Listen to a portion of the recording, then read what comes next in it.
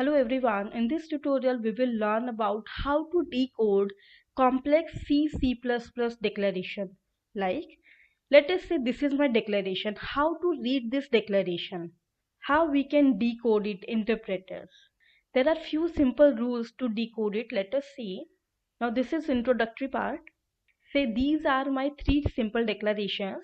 Now we can easily decode it, we can easily read them. Like, first is a is an array of size 5 of integer. This is simple. Next is also very simple. A is a pointer to char, and last one is A is a function returning float. Now these are very simple. Now what about this one? How we can read this one? So in this tutorial we will learn how to read or how to decode these types of declarations that are quite complex to read. Now, before decoding these types of declarations, let us see what is a declaration. Declaration is made up of one variable name, like A is variable name in this example, one basic type, char is the basic type. Whatever data type is mentioned at the beginning of declaration is basic type. And last one, zero or more operators like dereferencing operator, your pointer, array brackets, function brackets. Now there is parenthesis brackets. Parenthesis brackets are different from function call. We have to remember this. Next we will see how we can interpret these operators. So we have to cram this portion. Whenever you encounter array bracket, you will read it as array of. Whenever you have function brackets, you will read it as function returning, and for pointer you will write pointer to. Just remember these three things. Okay. And one more thing, priority of pointer is always less than priority of brackets. So let's start with three rules that we have to follow. First rule says always start with the variable name. Let us say A is the variable, then you will read it as A is. In this example, name is our variable, so we will write name is. Here you can see name is. This is our first rule. Second rule says always end with the basic type. Now we all know that basic type is char in this example, so we will end our sentence with char. Done. Now we are left with the middle part. What will come in between these two words? This is our third rule and very important rule. This rule says go right when you can, go left when you must. Now what does it mean? See, we will start from variable name. We will start from name. So we have written name is. Then we will move towards right. On right, we will encounter our array bracket. I told you earlier, we will interpret it as array of. Now, moving further, you will encounter your semicolon. Now, whenever you encounter semicolon, this means this is end of your declaration. So now we must move towards left. Okay, now we will move towards left direction. Okay, we are done with this array bracket. We are done with name. Now, on left, you will encounter this pointer part.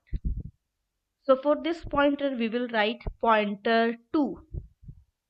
On further moving towards left, you will encounter char. So char is your last word in this sentence. So your whole sentence will be name is an array of pointer to char. I hope you got the point. Let's solve few more examples. This is my next example. So we will always start with variable name, that is name. Name is. Now after decoding variable, we will move towards right, but on right you will encounter this bracket. We cannot move further, so we will move towards left direction. On left you will encounter this pointer, so we will solve this pointer first. It will be pointer to. Now again we will move towards left, you will encounter this bracket, so this whole bracket is solved. Now again we will move towards right direction, because our rule says you have to move towards right if you can. You have to move towards left only when you have no other option left. So next, if we move towards right direction, we will encounter this array bracket. So we will decode it as array of size 50 of, because in this example size of array is given, so we will include size 50 in the decoding part. So this array portion is done. Now again we will move towards right direction. We will encounter this semicolon. So now we will move towards left direction as no other option is left. We cannot move further in right direction. So now we must move towards left direction. Now if we move in left direction, we will encounter this char. So char will be our last word. So our whole interpretation will be name is a pointer to an array of size 50 of char. Now let us take one more example. Again we will start with variable name, that is name. Name is, now this is done.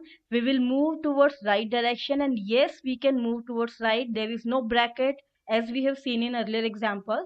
So we will solve this array first. So it will be an array of size 50 of. Now again we will move towards right direction. We will encounter this semicolon. Now this indicates that now we must move towards left direction. Okay, now we will move towards left direction and we will encounter this pointer. It will be decoded as pointer 2. Again we will encounter one pointer, again pointer 2, and last you will get char. We will write it as it is. So our whole decoded sentence will be name is an array of size 50 of pointer to char. I hope you got the point how we are solving this. Let us take one more example. This is our last example. Now this is a little bit complicated. Just pause the video, follow these 3 rules, try it to yourself, and I hope you will get the right answer. Now again we will start with variable name, that is A. So we will write A is. Now we will move towards right direction. We will encounter this array bracket. I will write it as array of. Again towards right direction. This again array bracket. Array of size 8 of, because size is given in this example. Now on moving further towards right, we will encounter this bracket. This is our parenthesis bracket.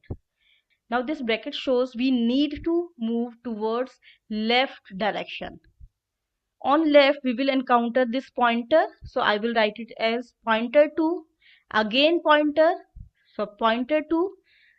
Now this whole bracket portion is solved. This one is solved. This whole bracket is solved. I'm just removing it, just cutting it. Now next we will move towards right direction, because if we can move towards right, we have to move towards right. On right we will encounter this bracket. Now this bracket is our function bracket, so I will write as function returning. Now again we have bracket, so I again need to move towards left direction. On left I will encounter this pointer. I hope you got the point. Pointer 2. Now this whole bracket is solved. Now I can move towards right direction. There is room left for right direction, so I will encounter this array bracket. I will write it as array of. Now on further moving I will encounter this semicolon. Now this shows that I need to move towards left direction. On left I will encounter this pointer, decode it as pointer 2. On further moving we will encounter this char, write it as char. So this is our whole decoding part. A is an array of size 8 of pointer to function returning pointer to array of pointer to char. Now this is a little bit complicated sentence. We cannot do anything about it. This is our complicated complex declaration. So I hope you got the main point how we can decode this portion. Now whenever you decode complex declarations, always remember to find parenthesis bracket. This is our first bracket, this first innermost part. Now this is my second bracket. Okay, so first we will solve innermost bracket, then outer bracket, and then whole declaration. This is the main point. I hope you learned something from this tutorial. If you find any difficulty, you can ask me anytime, you can ping me anytime. Thank you all for watching this.